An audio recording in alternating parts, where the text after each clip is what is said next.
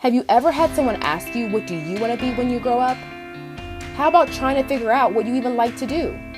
Well, guess what? We've got the answers. In Junior Achievement's Virtual Career Speaker Series, we'll be sitting down with the top professionals in your community, asking them questions about their job, their career, and what it takes to be the best. Tune in as we sit down with Daniel Mills from Delmarva Veteran Builders in today's episode. All right. Well, thank you so much for joining us. I would love it if you would tell us your name and your title and what company you're with.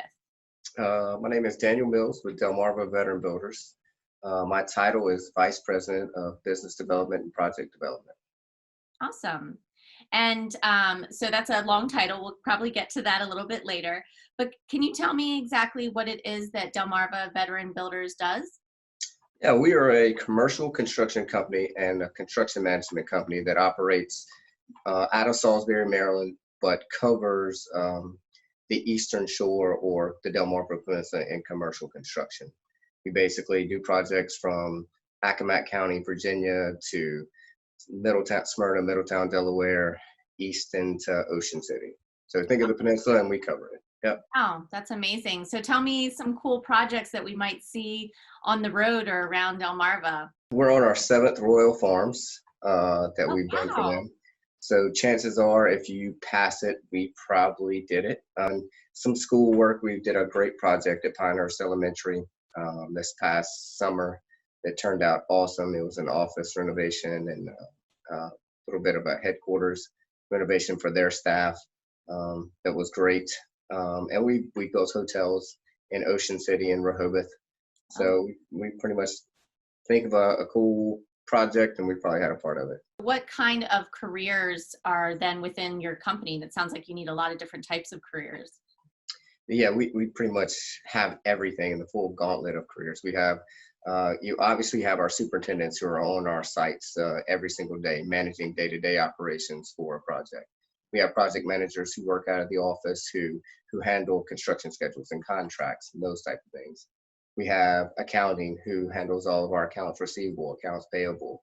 We have our marketing team that does all the crazy stuff that we put out for DVB. And we have administrative help in our company that handles submittals and RFIs. And then you have, basically, we have laborers and carpenters who actually kind of do some of the work for us. And that's pretty much it. So let's then talk about your career. Can you tell me exactly, repeat your title because it's a long one, and tell me what it is that you do for the company? So I handle all of our business development, lead development. Kind of once we get a project in-house, I help with the transition of turning it over to our estimating team and our project team. Basically, I start my day looking for new projects that are coming on Delmarva. And I interact with a lot of different owners and developers and, businesses that are wanting to do an addition or build a new location. So I'm sourcing those projects, getting them lined up for our team, and then we're, basically get them ready to start the construction phase.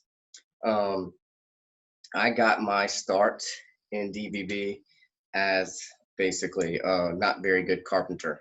I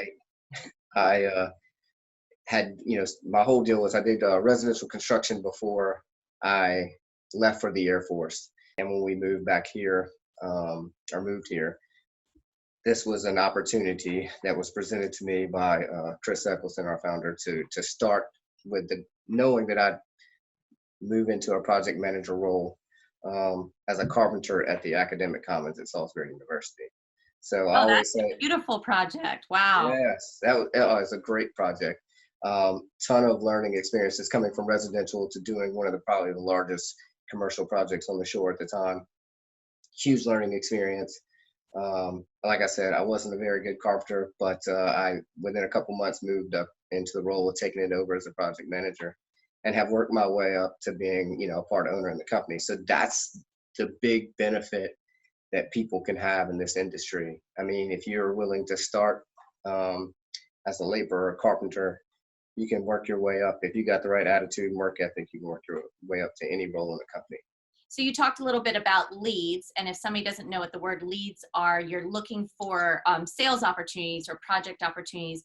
And so you probably have to be a people person and networking. And so how do you find those leads, or how do you bring that business in? I mean, that's exactly that. I mean, you got to start with building a network of friends and network of people that you know. You have to have people skills, communication skills. You have to be relatable. You have to listen to what people say. And Is that what you like the most about your job? I do. I love that. That is the biggest thrill I get, is being able to find a potential project, build a relationship with either the owner or the architect who's ever handling the design, the bidding process, and be able to make that connection with them and get the opportunity for our team to bid it and hopefully eventually win the project. Yeah, I bet that's really exciting if you do win a bid, a big exciting thing in the office. It is. Yep. Now, what's something that you don't love necessarily, or what's something that's really difficult in your job? I would say that one of the things that's really tough is getting emotionally attached to a project that you've been chasing or trying to, you've been working on for 2 years. You've established a relationship with the owner. You've kind of helped them along throughout the process. And then when you get to the time where the project's going to be bid, they're required to get a couple of different bidders, and then you're not the low bidder when it comes to bidding. You've done all this work and you've chased this thing for a couple of years, and then you get told no. That's devastating. Yeah, I can imagine. And that you talked about sort of having thick skin earlier and being able to accept those no's and move on. That's right. And, you know, if you are willing to invest the time with people, I think that they are willing to kind of, you know, work with you sometimes if it is more of a negotiated process. But, you know, that's exactly what you said. If you are willing to take every experience and use it as a learning experience, it's not a failure. It's not a loss.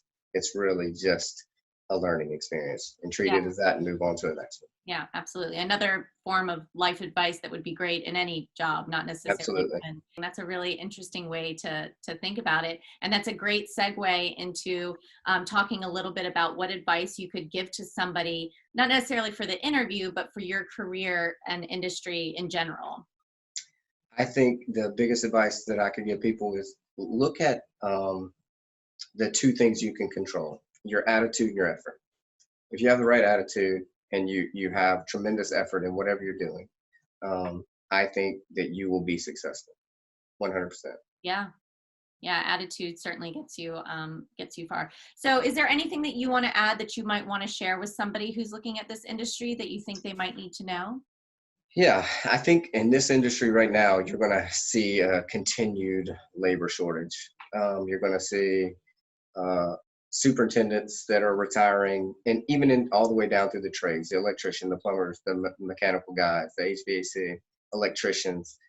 That workforce is aging and they are retiring, and there's a huge gap there. And we need more and more people to get into it. And once you get in, and after getting some years of experience, it's a great entrepreneurial opportunity for you to go out and start your own company. Yeah, absolutely. And all of those careers that you listed are really, really great salary and benefits. I mean, a lot of those make some really great money, and not necessarily requiring college. You could certainly go to a trade school in high school, or to a certificate or something like Warwick. Absolutely. Yeah. And you don't have to, spend a lot of money. I mean, I'll be completely honest here. My degree is not in construction.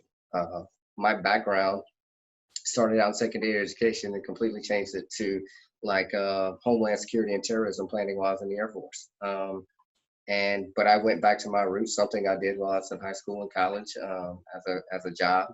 And, you know, you can learn construction basically with on-the-job training as long as you have the attitude and effort. Yeah, that's awesome. That's great advice. So I'm going to ask you my one last question. What is one thing with the people around you or for you that you see that makes them successful? I mean, you said attitude and effort, but what's something that you pride yourself on in terms of your success? I would tell anybody that's looking at any career field that find what you're passionate about, find what you love, and go chase it. And if you do that, and chase to be the best at it, if you do that, you're going to be successful. That is awesome. All of that is great advice. And even if someone is watching this and they don't necessarily tie themselves to construction, you talked about marketing, you talked about accounting and finance and project managers and all that kind of other things. But still, the advice you've given kind of covers all careers, not just necessarily construction. Absolutely. Well, thank you so much, Daniel, from Delmarva Veteran Builders, being with us today and being a part of our career speaker series. We hopefully can have you on again soon. All right. Thank you, Jamie. Awesome. Thank you.